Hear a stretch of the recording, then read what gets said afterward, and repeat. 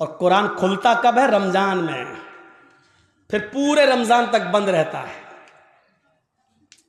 پھر جب رمضان کا مہینہ آئے گا تب وہ کپڑے سے کھلے گا، دھول اس وقت صاف ہوگی، اپنے جہیز کے برتن روز دھوئے گی، اماں کی اور باپ کی طرف سے ملے ہوئے برتن روز دھوئے گی، لیکن قرآن جس جزدان میں لپٹا ہوا ہے اس کو مہینوں ہو جاتے ہیں اس کو صاف کرنے کی نوبت نہیں۔ جس طریقے سے بے نمازی عورت بے نمازی آدمی کے ساتھ نہیں رہ سکتی، اسی طریقے سے نمازی شوہر کے ساتھ بے نمازی عورت نہیں رہ سکتی۔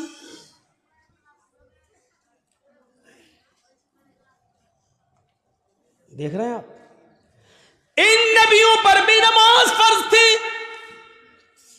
یہ الگ بات ہے کہ کسی نبی کے اوپر 2 رکعت فرض تھی، کسی نبی کے اوپر 4 رکعت فرض تھی، کسی نبی کے اوپر 3 رکعت فرض تھی، کسی کے اوپر 2 ٹائم کی تھی، کسی کے اوپر 3 ٹائم کی تھی، صبح دوپہر شام، اور کسی کے اوپر 5 ٹائم بھی تھی، کسی کے اوپر 4 وقت کی بھی نماز فرض تھی۔ لیکن اللہ کے نبی جناب محمد رسول اللہ صلی اللہ علیہ وسلم جب نبی بنا کر بھیجے گئے تو آپ نے یہ نماز 5 وقت کی فرض کی، کیونکہ اللہ تعالیٰ نے 50 سے 5 وقت کی کر دی، اور جب 5 وقت کی فرض کر دی گئی تو نماز کا اصول یہ بنایا کہ فجر میں 2 رکعت رکھ دی، ظہر میں 4 رکعت رکھ دی، عصر میں 4 رکعت رکھ دی، مغرب میں 3 رکھ دی، اور عشاء میں 4 رکھ دی، کیونکہ کسی نبی کے اوپر 2 تھی، کسی کے اوپر 3 تھی، اور کسی کے اوپر 4 تھی، 2 سے کم نہیں تھی اور 4 سے زیادہ کسی کے اوپر فرض نہیں تھی۔ اس لیے اللہ کے نبی نے 2 بھی رکھی، 3 بھی رکھی اور 4 بھی رکھی، تاکہ لوگوں کو اس بات کا علم ہو جائے کہ میں کسی نبی کے خلاف نہیں ہوں، میں نے فجر میں 2 رکعت نماز فرض کی ہے تاکہ ان نبیوں کی بھی اقتدا ہو جائے جو 2 رکعت جو پڑھا کرتے تھے، 3 رکعت بھی میں نے مغرب میں رکھ دی ہے، کیونکہ کچھ نبیوں پر 3 وقت 3 رکعت فرض تھی، تو میں نے ان کو کی 3 رکعت بھی رکھ دی تاکہ اس نبی کی سنت بھی زندہ ہو جائے، اور جن نبیوں پر 4 رکعت فرض تھی ہم نے ظہر، عصر اور عشاء میں 4 رکعت فرض کر دی تاکہ اس نبی کی سنت پر بھی عمل ہو جائے۔ میں نبیوں کا مخالف نہیں ہوں، میں رسولوں کا مخالف نہیں ہوں، ہاں میں آخری نبی ہوں، اب طریقہ میرا چلے گا، اب راستہ میرا چلے گا۔ دنیا میں 3 قسم کی مخلوق ہے، ایک مخلوق جو ہمیشہ کھڑی رہتی ہے جیسے پیڑ، درخت، پہاڑ، یہ کھڑے ہیں، کچھ مخلوق جھکی ہوئی ہوتی ہے جیسے بھینس، بکری، گائے، بھیڑ۔ آپ دیکھیے ہم لوگ جب ایسے رکوع میں چلے آئیں تو بالکل وہی شکل ہو جاتی ہے، اور کچھ مخلوق زمین سے چپکی ہوئی ہوتی ہے جیسے چھپکلی، چوہا، دیوار پہ بھی چڑھے گا تو چپکا ہوا ہوگا، زمین پہ ہوگا تو ایسے ہوگا۔ یہ 3 ہی قسم کی مخلوق ہے، چوتھی کوئی قسم نہیں ہے۔ اور اللہ کہتا ہے یسبح للہ ما فی السماوات و ما فی الارض، زمین و آسمان کی ساری مخلوق اللہ کی تسبیح بیان کر رہی ہے، اللہ کی حمد و ثنا بیان کر رہی ہے۔ اللہ کے نبی صلی اللہ علیہ وسلم نے نماز میں یہ تینوں کنڈیشن لاگو کر دی ہے۔ اللہ اکبر، اے اللہ یہ پہاڑ بھی تیری حمد و ثنا بیان کرتے ہیں، یہ درختوں کے پتے بھی حمد و ثنا بیان کرتے ہیں۔ اگر تجھے کھڑے ہو کر کی جانے والی عبادت زیادہ پسند ہے درختوں کی، پہاڑوں کی، تو دیکھ میں کھڑا ہوں، اللہ اکبر، میری اس ادا کو قبول کر لے۔ اگر تجھے 4 پیر والے جانوروں کی عبادت زیادہ پسند ہے تو دیکھ میں جھک گیا ہوں، اللہ اکبر، میں نے رکوع کر لیا ہے، دیکھ میں نے بھی ان کی طرح شکل بنا لی ہے۔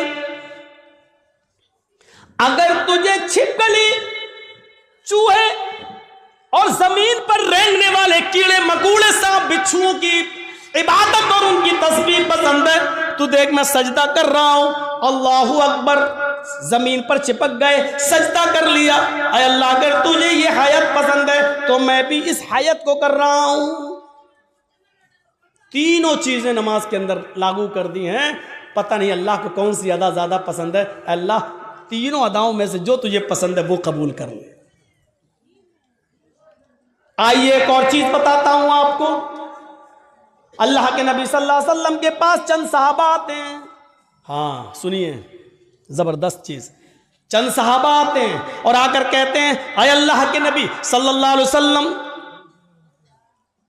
میں جب مسجدوں میں نماز پڑھنے جاتا ہوں تو یہ کافر کان لگا لگا کر سنتے ہیں، دیواروں پر کان لگا کر سنتے ہیں. جب ہم زور سے مسجدوں میں نماز کی حالت میں قرآن کی تلاوت جب میں زور سے کرتا ہوں تو یہ کافر سن لیتے ہیں باہر سے، پھر یہ مسجدوں میں گھس جاتے ہیں اور بے تحاشا مارتے ہیں.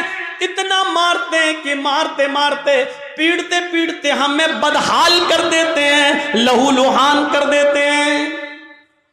اللہ کے نبی نے پوچھا اچھا یہ بتاؤ وہ کس وقت کان لگا کر سنتے ہیں تمہاری دیواروں پر؟ کہا اللہ کے نبی شام کو جب وہ کام کر کے واپس آتے ہیں جب تو وہ کان لگا کر سنتے ہیں، یعنی عصر کے وقت. تو اللہ کے نبی صلی اللہ علیہ وسلم نے فرمایا اچھا تو کان لگاتے ہیں وہ دیواروں پر؟ کہاں. تو ٹھیک ہے پھر عصر میں تم قرآن کی قرأت زور سے کرنا بند کر دو، یعنی آہستہ پڑھ لو. اور کب کان لگاتے ہیں؟ کہ اللہ کے رسول قیلولہ کرتے وقت. ہم لوگ جب دوپہر میں کام کر کے آتے ہیں گھر میں کھانا کھا کے تھوڑا سوتے ہیں، قیلولہ یعنی ظہر کی نماز کے وقت وہ کان لگا کر سنتے ہیں اور ہم کو پکڑ کے مارتے ہیں جب ہم زور سے قرآن کی تلاوت کرتے ہیں تب. تو اللہ کے نبی نے کہا ظہر میں بھی تم قرآن کو آہستہ پڑھو. دیکھیے آپ نے یہ نہیں کہا کہ نماز گھر میں پڑھ لو. مقامی آدمی ہو جو کہیں کا رہنے والا ہو، آپ اپنے گاؤں کے رہنے والے ہیں تو آپ اپنے گھر پہ نماز نہیں پڑھیں گے. کوئی مسافر آدمی ہے سفر سے آیا ہے تو وہ جہاں ٹھہرا ہے جہاں رکا ہے وہ نماز پڑھ سکتا ہے اپنے مقام پر جہاں وہ ٹھہرا ہے، اس لیے کہ اس کو قصر میں کرنا ہے، 2 رکعت پڑھنا ہے. اور مسافر ظہر اور عصر ایک ساتھ پڑھ سکتا ہے، مغرب اور عشاء ایک ساتھ پڑھ سکتا ہے، وہ 2 نمازیں ملا سکتا ہے، اس کو گنجائش ہے. لیکن مقامی آدمی کو نہیں. اللہ کے رسول نے ان سے کیا کہا؟ اچھا ظہر میں مارتے ہیں اور عصر میں مارتے ہیں؟ کہاں. تو ٹھیک ہے ظہر میں آہستہ پڑھ لو اور عصر میں آہستہ پڑھ لو. اچھا یہ بتاؤ مغرب میں؟ کہ اللہ کے رسول وہ بہت دیر سے آتے ہیں تو مغرب میں وہ کان لگا کے نہیں سنتے ہیں. تو آپ نے فرمایا پھر مغرب میں قرآن کی تلاوت زور سے کرو. اچھا عشاء میں؟ ہاں اللہ کے نبی جب وہ گھر کاروبار کر کے کھیتی باڑی کر کے واپس آتے ہیں تو عشاء میں بھی کان لگا کے سنتے ہیں. آپ نے ہاں تو وہ عشاء میں بھی نہیں سنتے کیونکہ تھکے ہوئے ہوتے ہیں، کھانا کھایا اور سو گئے. مغرب کے بعد آتے ہیں سنتے نہیں ہیں، اس لیے آپ نے کہا مغرب میں پڑھو زور سے. عشاء کی نماز آپ اتنی دیر سے پڑھتے ہیں کہ ان کو نیند آ جاتی ہے، وہ عشاء میں بھی نہیں سنتے. آپ نے فرمایا تو عشاء میں بھی پڑھو. اچھا فجر میں؟ کہ اللہ کے نبی فجر میں تو وہ خود ہی گھوڑا بیچ کے سوتے رہتے ہیں. تو آپ نے کہا پھر فجر میں بھی زور سے تلاوت کرو. پہلے یہ 5 وقت زور سے تلاوت ہوتی تھی، 5 نمازوں میں زور سے پڑھا جاتا تھا. الحمدللہ رب العالمین. جب صحابہ نے شکایت کی کہ اللہ کے رسول یہ ہمیں مارتے ہیں، کانوں میں دیواروں پہ کان لگاتے ہیں، سن لیتے پڑھ رہے ہیں تو مارتے ہیں، پیٹتے اتنا مارتے ہیں کہ لہو لہان ہو جاتے ہیں. تو آپ نے کہا کب مارتے ہیں؟ کہا ظہر میں. آپ نے کہا ظہر میں آہستہ پڑھو. کب مارتے ہیں؟ کہا عصر میں. عصر میں بھی آہستہ پڑھو. مغرب میں؟ کہا نہیں زور سے پڑھو. عشاء میں سو جاتے ہیں وہ، زور سے پڑھو. فجر میں نہیں اٹھتے ہیں وہ، زور سے پڑھو. میرے بھائیوں یہ سلسلہ چلتا رہا، بہت دنوں تک یہ سلسلہ چلتا رہا اور اتنے دنوں تک یہ سلسلہ چلا کہ مکہ فتح ہو گیا. جب مکہ میں کامیابی مل گئی اور نبی کی حکومت آ گئی تب صحابہ کرام نے پھر عرض کیا. اب جو چیز بتانا چاہتا ہوں وہ سنیے. اب صحابہ نے عرض کیا اے اللہ کے نبی جب ہمارے حالات خراب تھے، جب یہ ہمیں مارتے تھے پیٹتے تھے، جس کی وجہ سے آپ نے آہستہ پڑھنے کا حکم دے دیا تھا ظہر میں اور عصر میں، اب تو یہ مارتے نہیں ہیں، اب تو حکومت ہمارے ہاتھ میں آ گئی، اب تو مکہ اور مدینہ کی باغ ڈور ہمارے ہاتھ میں ہے. تو اے اللہ کے نبی ہمیں پہلی والی اجازت دے دیجئے، اب ہم پھر سے 5 وقت کی نمازوں میں زور سے تلاوت کریں۔ بھئی حالات اب ختم ہو گئے، پہلے حالات برے تھے اس لیے آپ نے آہستہ پڑھنے کو کہہ دیا، اب تو ہمارے فیور میں ہیں حالات، اب تو ہمارے حق میں ہیں حالات، تو اب کیوں ہم آہستہ پڑھیں، اب ہم زور سے پڑھیں گے۔ آپ نے کہا نہیں، بالکل نہیں۔ صحابہ نے کہا اللہ کے رسول کیا یہ وجہ نہیں تھی کہ یہ لوگ ہمیں مارتے تھے اس لیے آپ نے آہستہ پڑھنے کے لیے کہہ دیا تھا؟ آپ نے کہا وجہ یہی تھی۔ کہا جب وہ ریزن ختم ہو گیا، جب وہ وجہ ختم ہو گئی تو اب زور سے پڑھنے کی اجازت کیوں نہیں دی جا رہی ہے؟ اللہ کے نبی نے کیا فرمایا؟ آپ نے فرمایا اس لیے کہ بعد میں آنے والے لوگ جب یہ سوچیں گے کہ ظہر میں، عصر میں آہستہ پڑھنے کی اجازت کیوں دی، اور مغرب میں، عشاء میں اور فجر میں زور سے تلاوت کیوں کی جاتی ہے، جب یہ بعد میں آنے والے لوگوں کو پتا چلے گا، جب وہ اس کی ہسٹری پڑھیں گے، جب وہ حدیثیں پڑھیں گے، جب ان کو معلوم ہوگا کہ صحابہ کرام مار کھاتے تھے، اتنا پیٹے جاتے تھے کہ ان کی چمڑی ادھڑ جاتی تھی، لہو لوہان ہو جاتے تھے، اس کے باوجود انہوں نے نماز نہیں چھوڑی، ماریں کھائیں لیکن نماز پڑھی، آہستہ پڑھی لیکن پڑھی، نماز چھوڑی نہیں ہے۔ جب ان کو اس بات کا علم ہوگا تب ان کو پتا چلے گا کہ صحابہ کرام نے بڑی سے بڑی مصیبتیں جھیلی ہیں لیکن نماز نہیں چھوڑی ہے، نماز ترک نہیں کی ہے، تو پھر وہ بھی نمازی بن جائیں گے، وہ بھی نماز کے پابند ہو جائیں گے۔ اب آپ کو اندازہ ہے میرے بھائیوں، صحابہ کرام مارے کھاتے تھے، اتنا پیٹتے تھے کہ ان کی چمڑی ادھر جاتی تھی، جسم سے خون بہتا تھا، لیکن اس کے باوجود نماز پڑھ رہے ہیں۔ اللہ کے رسول نے کہا زور سے مت پڑھو، آہستہ پڑھو، لیکن پڑھو، نماز ایسی کنڈیشن میں بھی معاف نہیں۔ ہٹے کھٹے تندرست ہیں اور نماز نہیں پڑھتے،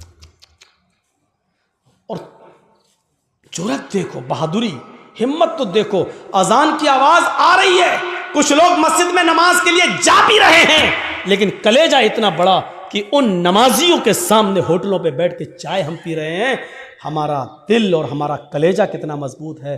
یا اللہ تیرا عذاب کیسے رکا ہوا ہے۔ اتنی بڑی غلطی اگر پچھلے زمانے کی امتوں نے کی ہوتی تو ابھی تک آگ اور پتھر کے عذاب سے وہ ہلاک ہو گئے ہوتے۔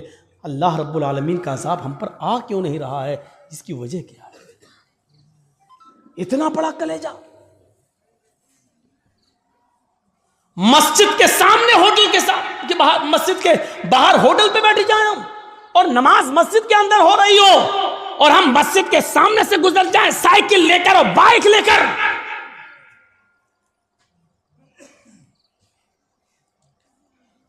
یہ مسجد دن بھر میں 5 مرتبہ بد دعا دیتی ہے، الہ العالمین ان لوگوں نے مجھے بنایا تو بڑی شان سے ہے، جلسے کرا کے، چندے کر کے، سیمنٹ لے کے، بوریاں لے کر، اینٹیں لے کر ہمیں بنایا تو بہت اچھا ہے، خوبصورت بنا لیا، مینارہ بھی بنا دیا، بڑی عالیشان بنا دیا، لیکن الہ العالمین انہوں نے مجھے ویران کر دیا، بنانے کے بعد مجھے آباد نہیں کیا۔ اے اللہ انہوں نے میرا پیٹ نہیں بھرا، اللہ انہوں نے مجھے بنانے کے بعد میرے پاس نہیں آئے، میری گود میں نہیں آئے۔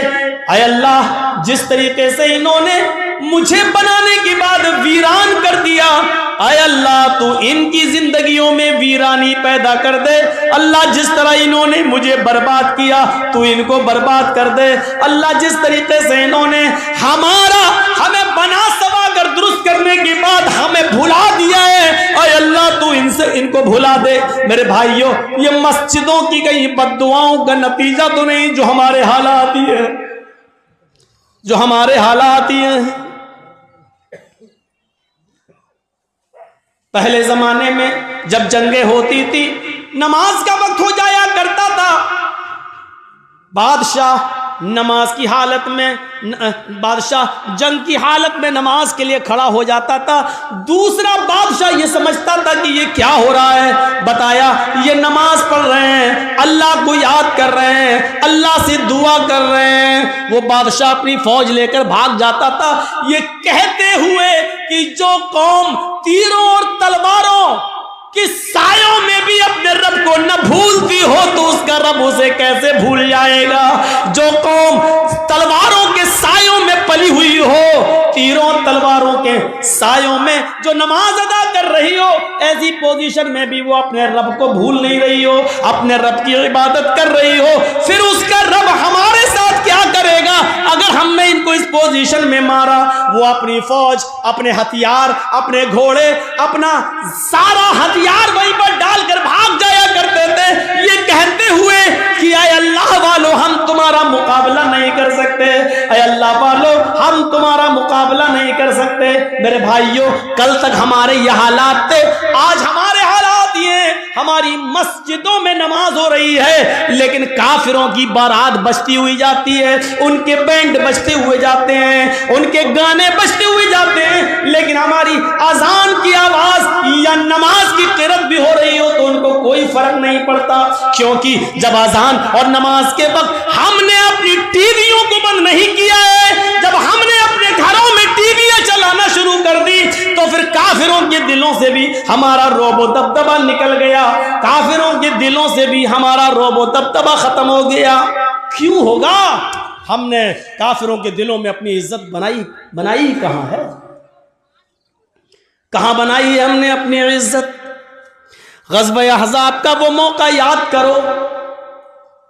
سنو, صرف ایک نماز تھی, بس ایک, وہ بھی اللہ کے رسول صلی اللہ علیہ وسلم نبی کی ایک نماز, اور وہ بھی چھوٹی نہیں تھی, بس صرف اس کا اصل وقت نکل گیا تھا. غزوہ, جنگ ہو رہی ہے, نام ہے اس غزوے کا غزوہ احزاب. اور سنو, کلیجہ سنبھال کر سنو, دل سنبھال کے سنو اس واقعے کو. غزوہ احزاب, کافروں کی طرف سے تیر چل رہے ہیں, مسلمانوں کی طرف سے بھی تیر چل رہے ہیں. یہ جنگ اتنی خطرناک ہوئی کہ عصر کی نماز کا وقت آ گیا, لیکن صحابہ کرام سنبھل نہیں پائے. کوئی ادھر تھا, کوئی ادھر تھا. نماز پڑھیں تو کیسے پڑھیں؟ ایک ساتھ ہوتے تو چلو آدھے پڑھ لیتے, آدھے جنگ کرتے, پھر یہ جو آدھے پڑھ چکے ہوتے یہ جنگ میں چلے جاتے, جو چھوٹ گئے وہ بعد میں پڑھ لیتے. لیکن کوئی ادھر ہے, کوئی ادھر ہے. یہ عصر کی نماز کا وقت تھا, عصر کی نماز کا وقت. اللہ کے رسول نماز پڑھا نہیں سکے اور صحابہ ایک ساتھ جمع نہیں ہو سکے. کوئی ادھر سے تیر چلا رہا, کوئی ادھر سے تیر چلا رہا ہے, لیکن تیر چلاتے چلاتے چلاتے چلاتے مغرب کا سورج جو ڈوبتا ہے مغرب کی نماز کے لیے, سورج کے ڈوبنے سے, سورج کے غروب ہونے سے تھوڑی دیر پہلے صحابہ کرام نے اس جنگ پر کامیابی حاصل کر لی, یعنی کافروں کو ہرا دیا. لیکن عصر کی نماز کا وقت نکل گیا. سنیے, عصر کی نماز کا وقت نکل گیا تھا. جلدی سے وہیں صحابہ نے تیمم کیا اور وضو بنا. تیمم, پانی تو تھا نہیں, جلدی سے تیمم کیا اور نماز پڑھنا شروع کر دی. سورج ڈوبنے سے, غروب ہونے سے پہلے اللہ کے نبی نے اور صحابہ نے عصر کی نماز پڑھ لی. صرف وقت نکل گیا. جو پڑھنا چاہیے تھا ہم لوگوں کے یہاں کتنے بجے ہوتی ہے عصر؟ آپ کے یہاں کتنے بجے ہو رہی ہے عصر؟ 2:45 پر؟ ہاں, کہیں 3:30 پہ بھی ہو رہی ہوگی. ہم 3:15. آپ کی مسجد میں کتنے بجے ہو رہی ہے؟ 3:15. اب 3:15 کی جگہ پر کوئی آدمی 5:15 پہ نماز پڑھے تو وقت نکل گیا ہے نا اس کا, عصر کا. مان لیجئے 5:30 پہ سورج ڈوب رہا ہے اور 5:15 پہ آدمی نماز پڑھ رہا ہے, تو سورج ڈوبنے سے پہلے ہی تو پڑھ رہا ہے. وہ سورج غروب ہونے والا ہے. جلدی سے اللہ کے رسول نے اور صحابہ نے تیمم کیا اور نماز پڑھ لی. اور پڑھنے کے بعد جو جملے کہے وہ سنو, جو جملے کہے ان کافروں کے لیے وہ سنو. ملا اللہ بیوتہم وقبورہم نارا کما حبسونا وشغلونا عن الصلاة الوسطی. بخاری شریف کی حدیث کے الفاظ ہیں. اللہ کے نبی فرماتے ہیں الہ العالمین، جن کافروں کی وجہ سے آج ہماری عصر کی نماز کا اول وقت نکل گیا، اے اللہ جن کافروں کی وجہ سے آج میری عصر کی نماز کا اصلی وقت نکل گیا، وقت پر ہم نماز نہیں پڑھ سکے، سورج ڈوبنے سے پہلے آج ہم نے عصر کی نماز پڑھی، اس کے ذمہ دار یہ کافر ہیں، یہ جنگ کرنے والے، ان کی وجہ سے میری عصر کی نماز کا وقت نکلا ہے. ملا اللہ بیوتہم، اے اللہ ان کے گھروں کو تو آگ سے بھر دے، اے اللہ ان کے گھروں میں آگ لگا دے، اے اللہ ان کے گھروں میں تو آگ سے بھر دے. نماز کے وقت اپنے گھروں میں بیٹھنے والوں، نبی اکرم کی اس بد دعا پر ذرا غور کرو. ملا اللہ بیوتہم، اے اللہ ان کے گھروں کو تو آگ سے بھر دے. میرے نبی نے کبھی کسی کو بد دعا نہیں دی. مار کھایا پھر بھی معاف کر دیا. نبی کی بیٹی کو جس نے پیٹ پھاڑا، حبار ابن اسود نے تیر مار کر، نبی کی بیٹی زینب کے پیٹ میں حمل تھا، بچہ تھا، تیر پیٹ میں لگتا ہے، بچہ گر جاتا ہے. زینب مدینے پہنچتی ہیں، ہوش میں آتی ہیں تو ان کو پتا چلتا ہے کہ میرے پیٹ کا بچہ گر گیا ہے، ضائع ہو گیا ہے. اس صدمے کو وہ برداشت نہ کر سکی، انتقال کر گئی. 10 سال کے بعد جب حبار ابن اسود سامنے آیا اور مدینے میں اللہ کے نبی سے معافی مانگنے لگا کہ مجھے معاف کر دو، میں بھی مجرم ہوں اور آپ کی بیٹی کا قاتل ہوں، 10 سال پہلے آپ کی بیٹی کے پیٹ میں تیر مارا تھا، حمل گر گیا تھا. نبی اکرم کی آنکھوں میں آنسو آ گئے، بیٹی کی یاد آ گئی، رونے لگے. لیکن کہتے حبار میری بیٹی کے قاتل، میں نے آج تک اپنے لیے اور اپنے خاندان کے لیے کبھی بدلہ نہیں لیا. آج تو نے معافی مانگی، جا، میں نے تجھے بھی معاف کر دیا، جا جا جا. حبار میری بیٹی کے قاتل، میں نے اپنی بیٹی کے قتل کا خون معاف کر دیا.